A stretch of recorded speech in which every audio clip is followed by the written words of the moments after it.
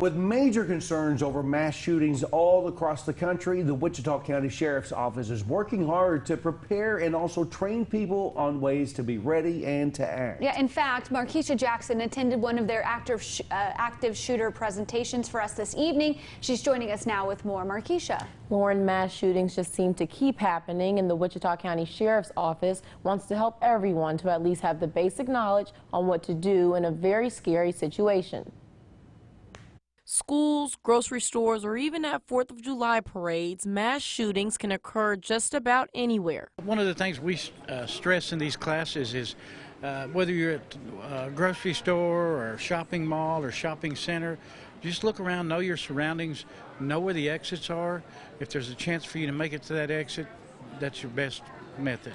That's why the Wichita County Sheriff's Office, along with other groups, teamed up to educate the community on how to react if one was to find themselves in an active shooter situation. Something Sheriff's Deputy Deputy Joyner says you just have to prepare for these days. Tonight we're going to talk about different aspects of active shooters, what to do if you're in a situation where an active shooter enters. One of the things, do you have a way to escape?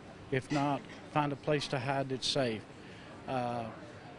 Dial 911, leave your phone out, even if you cannot talk. That way the dispatcher can hear what's going on. And knowing what to do during an emergency situation can truly be the defining factor between life and death. It's very important for people to know what to do and how to react. And that's one of the things that we strive to do, is educate them so they won't become a victim.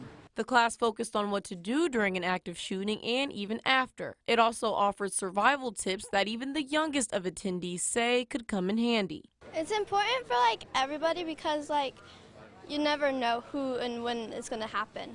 And while no one hopes to encounter this experience, if something were to happen, I'd want to help protect my friends and family and classmates and stuff.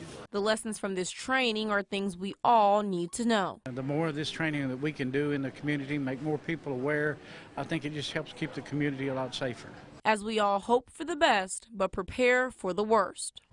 And Deputy Joyner says if you're interested in the training being taught at a location near you, all you need to do is contact the Sheriff's Office. Such important information passed along in KMA tonight at the Volunteer Fire Department. Okay, Markeisha, thank you so much.